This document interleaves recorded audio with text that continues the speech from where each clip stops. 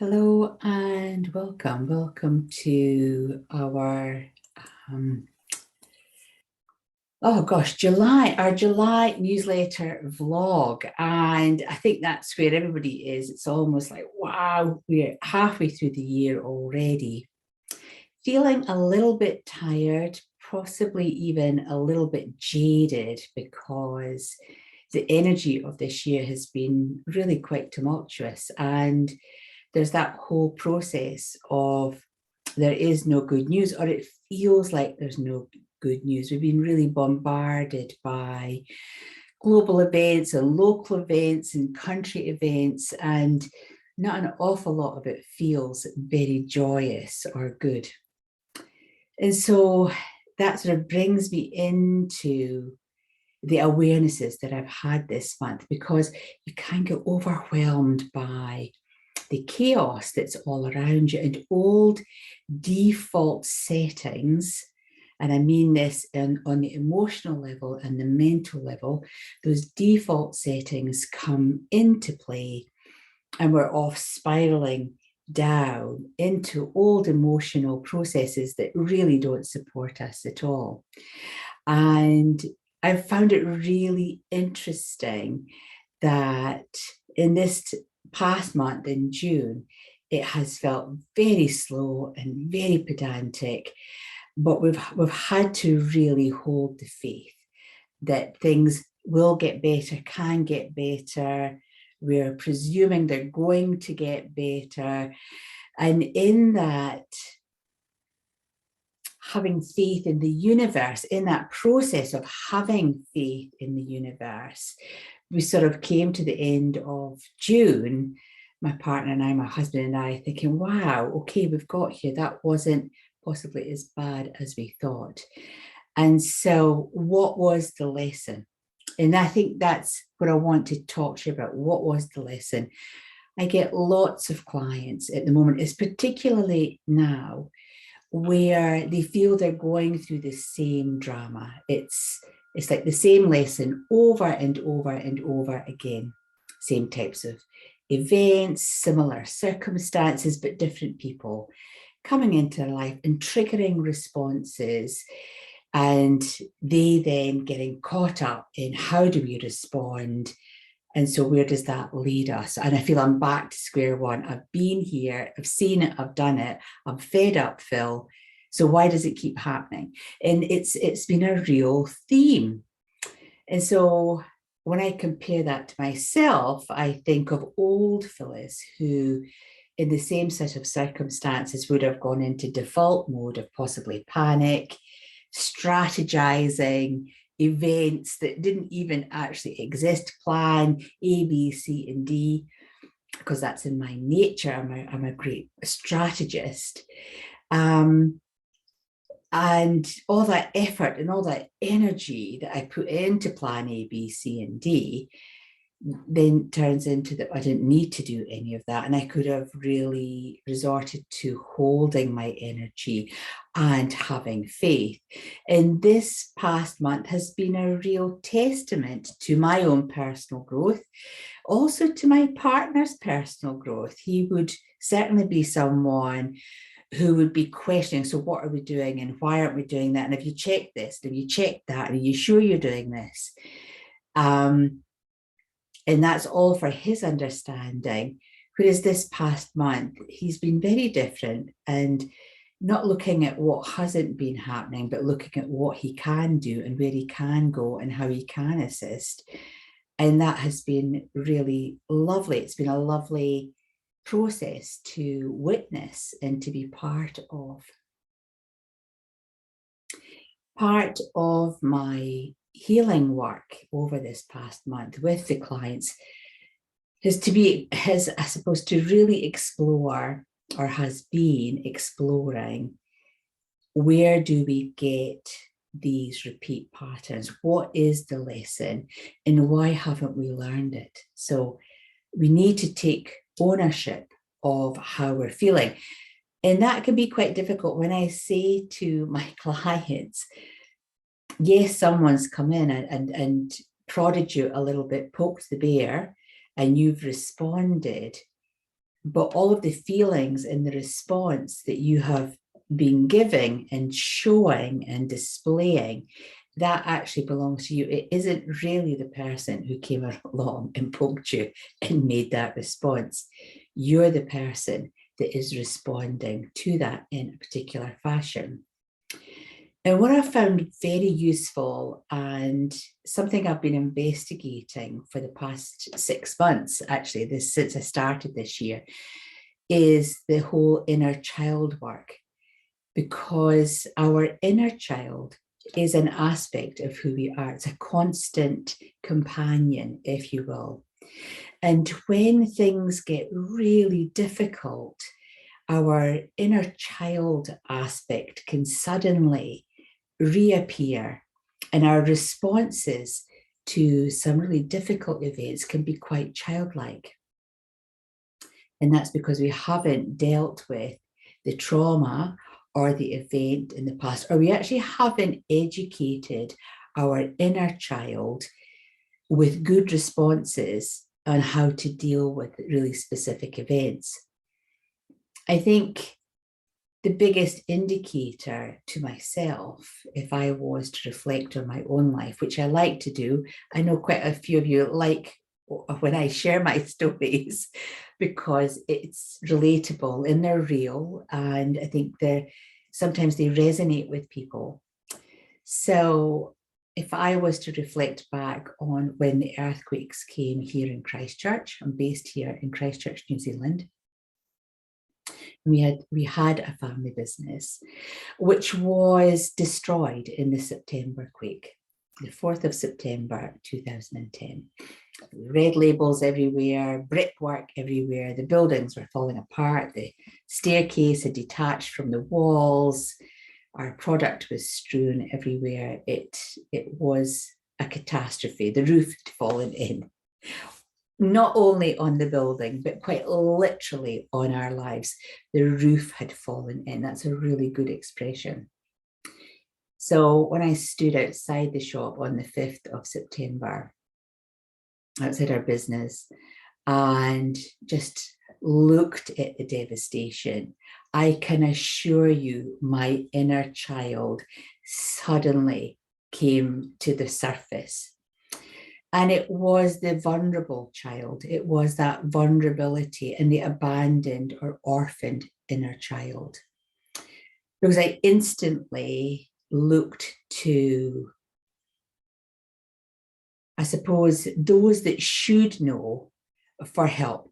So I looked to the insurance company. I looked to my accountant. I looked to my lawyer for that support because I didn't have a coping mechanism.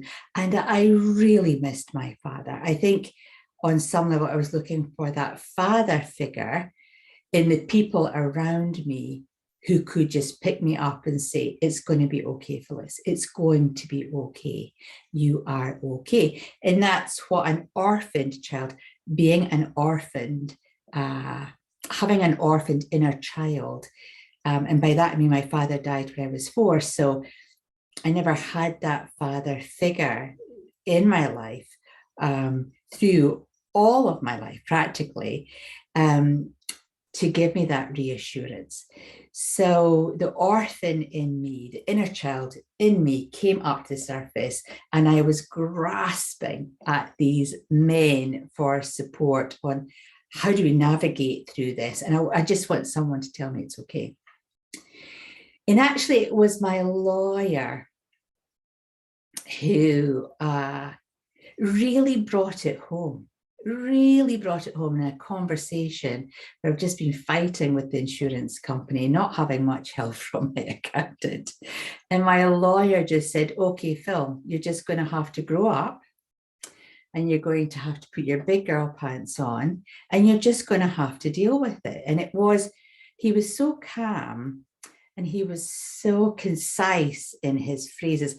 Obviously had lots of customers like myself, lots of clients like myself, where the roof had literally fallen in on their world. And so how do you cope with that? And we're seeing that around the globe, people affected by war and natural disasters and tornadoes and recession and all of those things. Your world falls apart around you. And where do you go? How do you cope with that? So this was my lovely lawyer had said this to me, and he made me stop and he made me think. And he made me just take a really deep breath, like a really deep breath. And I thought, okay, he's right. I've got to grow up. I'm not this helpless female. I'm not this helpless child. I'm not this helpless person.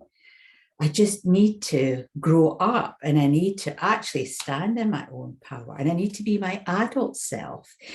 And I think I've often reflected back on that simple conversation and reflected back on how powerful our inner child can be in bubbling to the surface, making us revert back to childlike responses when the going gets really difficult.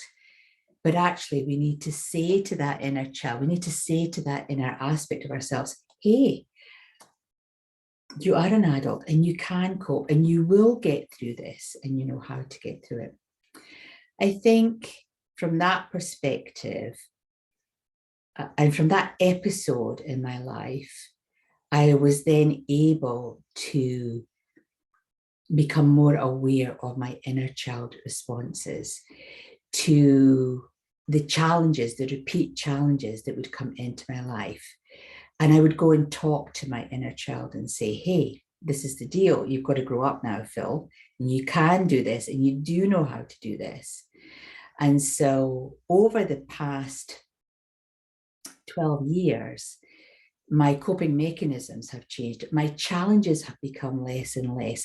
And my default mode of the orphan child would definitely be a bit of poor me, poor me, poor me. Or you've got the inner child who's the victim, who would definitely be poor me, poor me. So that aspect of myself has definitely dissipated and become less and less. So that when challenges come into my life, I do go into my mantra of, well, everything is as it should be. It might not be what I want right now, but it's okay. It's going to be okay. So in reflection to you, my lovely audience out there who I really appreciate the feedback that you give me. If you have a lesson or a challenge that keeps coming back, or if you've got a particular personality type that reappears in your life, whether it's a bully, a martyr, a rescuer, whether it's a magical being, whether it's a hermit, it could be all sorts of archetypes out there personality-wise. If you have a repeat personality that's coming up in your life, you need to look at why you're attracting that particular personal type back in again and again, or those types of events back in again. And what is it that you can do to change your response that shows the universe, okay, I've got the lesson. I've got the lesson. I don't need you to keep sending that lesson to me. I'm ready for the next one. And there will always be a next one. It's not that process where we learn something and then suddenly we're no longer bombarded by challenges. The universe will go, so where's the next level? And then the next level, and the next level, and the next level. I think when we reflect on coming through challenges and when we reflect on changing our behavior, one of the key things to really remember and to congratulate yourself on is that you've had a soul progression to another level, that you have created space for growth and development. You're applying that growth and development, and your soul is evolving into a new level of awareness that will ultimately lessen the impact of the events that make you look at yourself. once you learn the lesson, it does get easier. It really does. And that's an easy thing to say. Can be a difficult thing to hear. And it's an even harder thing to work through if you're faced with challenges right now. But in working with my clients and actually taking that step back and looking at the inner child archetypes, how do we then support that inner child to become the intuitive adult? Once I do that with my clients, they get it. It's suddenly, it's like a revelation. It could be a way of putting it. They've had a revelation, they understand the process, and their approach to the next level of challenges is different. It's more adult. As I say, it's the intuitive adult. So that's where I've really been in June. It's been a long winter month. We've had the winter solstice coming through, that time of year where here in the Southern Hemisphere, it's dark, it's hibernation phase. It feels very cozy, I would say. And then on the Northern Hemisphere, you're coming into everything being in full bloom, the sunshine, that warmth on your skin, the long days. It feels like life is longer. You're in this long phase in your circadian rhythm. And that's a lovely, wonderful place to be, as is the hibernation phase. We need these phases in our life so that our mental, emotional, and physical beings can reestablish themselves, nurture themselves, and replenish themselves. It's interesting times, interesting times. We have our mandala meditations are still moving forward. Thank you for the feedback. So for the August meditation, it will be the lavender and black meditation on the third eye. And if you want to join that one and explore the whole topic of psychic awareness, clairvoyant, and intuition, then the great thing would be to join the actual live class and have that live discussion with me so that you can really explore some of the things that you think are holding you back, or how can you expand your intuitive self. So that is what's happening there. I've also updated my service page. So on the new website, Opus Soul, we've got a page there where you can book it in for a one-to-one personal session with myself. And I'm going to continue doing the inner child work with people. I think it has been very revealing to people. And it has been really worthwhile. They have got a lot from those sessions. So again, just a little evolution in what I'm offering and sharing my new experiences and my new knowledge and wisdom, as always. So that's always really exciting. And just to celebrate the launching of Opus Soul Community, we're doing a 70% off of all courses. So even next month's meditation will have 70% off of it. So, you can always join and see what it's about. And if you want to come then thereafter, you're more than welcome to sign up on the subscription or just join in on a monthly basis. It's entirely up to you. So lots happening, lots developing. Think of your own soul lessons, or think about the challenges and the people that are in your life right now. Are they familiar? Have you been here before? Do you need to keep going through the same thing, or do we need to just talk to ourselves? Bring yourself back to self. And I'm sure I started the year with, you have to bring everything back to you. It isn't other people. It's not external. It is making you feel less than. It's the internal dialogue. It's the internal voice that is creating the drama within your world. So you just need to bring that back to point so that you can really get to the bottom of who you are as a person and continue on your personal growth. So I hope you found our vlog this month useful. I would love to see you in the classes or in the meditation space, or even if you feel it's time just to have a little check-in, we can see you on a personal session. So until the next time, stay safe, everyone. Namaste, and be kind to yourself. Be very kind to yourself. Bye for now.